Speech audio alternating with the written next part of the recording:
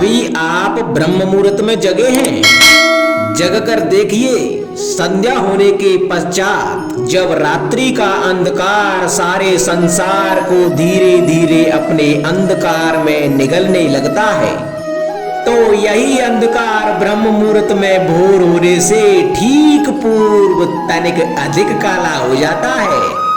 कुछ समझे, हमारा जीवन भी कुछ ऐसा ही होता है। जब हमारे जीवन की समस्याएं कठिनाई अपने अंत पर होती हैं, तो यही समस्याएं कठिनाई एक भीषण रूप लेकर हमारे समक्ष खड़ी हो जाती हैं। और ऐसी परिस्थितियों में अधिकतर लोग हार मान जाते हैं, भय खा जाते हैं। परंतु ऐसी स्थिति में आप हार ना माने, भय ना खाएं, दृढ़ रहें, निरंतर आगे बढ़ते रहें। तो प्रकाश के रूप में हमारा स्वागत करने के लिए सूर्य उदय सदा हमारे समक्ष प्रस्तुत रहेगा। आपने बरगद के वृक्ष को देखा है, जितना विशाल उतना दृढ़। पतझड़ में वो सूख जाते हैं, परंतु दुर्बल नहीं होते, टूटकर गिरते नहीं। और उसके विपरीत दलदल में उपजे वृक्षों को देखें, वो दिखने में तो हरे भरे होते हैं, परंतु इतने दुर्बल होते हैं कि जल धारा के हल्के से वेग से वो गिर जाते हैं। परंतु ऐसा क्यों होता है? इसका कारण है जड़ें। जिसकी जड़ें दृढ़ भूमि में है, वो हर चक्रवात, हर अफवाह को सह लेता है। जो दलदल में है, वो स्वयं की जड़ों को दुर्बल बना लेता है। कुछ ऐसा ही मनुष्य भी होता है, जो अधर्म, कुकर्म, असत्य की धरा पर उपजा है।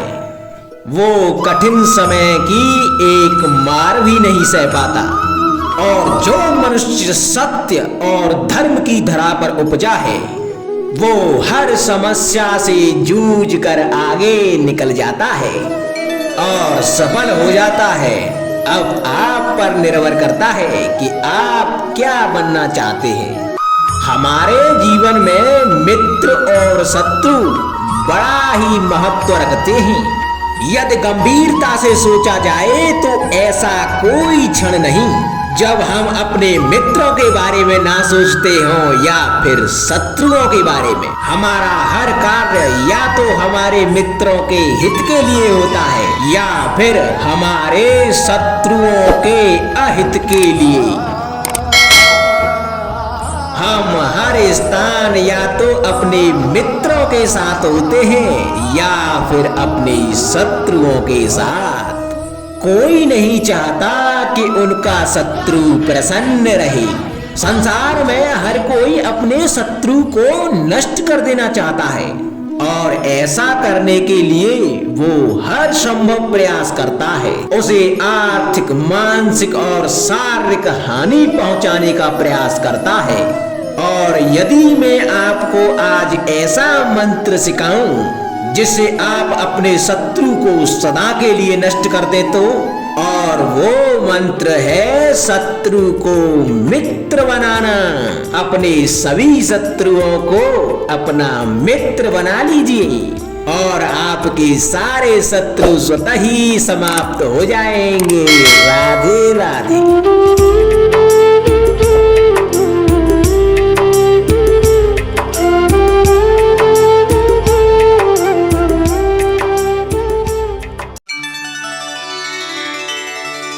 मनुष्य के जीवन में संतान का बहुत महत्व है।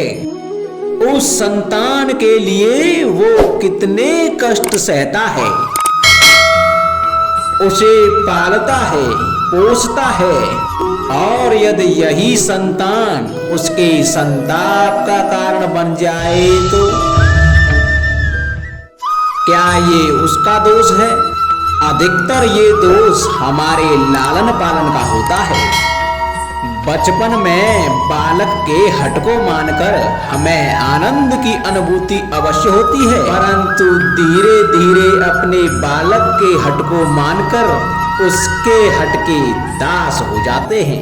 एक हड्डी उद्दंड और असंस्कारी संतान उस सूखे वृक्ष के समान होती है कि यदि उसमें आग लग जाए तो वो सारे वन को भस्म कर डालती है। और स्मरण रहे, जब उसमें अग्नि लगती है तो वह सबसे पहले स्वयं के घर को ही भस्म करती है। इसलिए जब आवश्यकता हो तो अपनी संतान के हट का विरोध करें, उसे रोकें, क्योंकि समय रहते ऐसा ना किया गया तो भविष्य में इस समस्या के परिणाम गंभीर हो सकते हैं। प्रतिज्ञा, वचन, ये सब मनुष्य ने समाज को सही दिशा में रखने के लिए बनाए हैं। वो मनुष्य ही क्या जिसके जीवन में नियम ही ना हो, जिनका वो पालन ना करे, परंतु समय के साथ चलने के लिए नियमों को भी बदलना आवश्यक होता है, क्योंकि ये आज का समय ही तो है जो बीत जाने के बाद इतिहास बन जाएगा। यदि आवश्यकता पड़ने पर नियम और प्रतिज्ञा भंग न की जाए, समय की मांग के प्रतिरूप अपनी प्रतिक्रिया न बदली जाए, तो इतिहास हमें कभी क्षमा नहीं करेगा। आवश्यकता पड़ने पर आपकी तोड़ी हुई एक प्रतिज्ञा, एक बंधन कभी कभी पूरे मानव इतिहास को बड़े विनाश से बचा सकता है। इसलिए नियम, प्रतिज्ञा, वचन कुछ नहीं, कुछ है तो केवल समय, अर्थात जिसके अनुरूप चलने वाला ही सफल हो सकता है। कभी किसी पंछी को घोंसले की नींव बनाते देखा है? अथक परिश्रम करके तिनका तिनका बिटोर के वो पंछी अपना घर बनाता है, अपनी संतान के लिए एक सुरक्षित घर बनाता है। और कहीं से तीव्र आंधी आती है, बारिश आती है और उसका घर तिनका तिनका करके बिखर जाता है। फिर वो पंछी रोता नहीं, ना ही विलाप करता है, वो बिना विलंब करे फिर से अपना घोंसला बनाना प्रारंभ कर देता है और सफलता पाता है।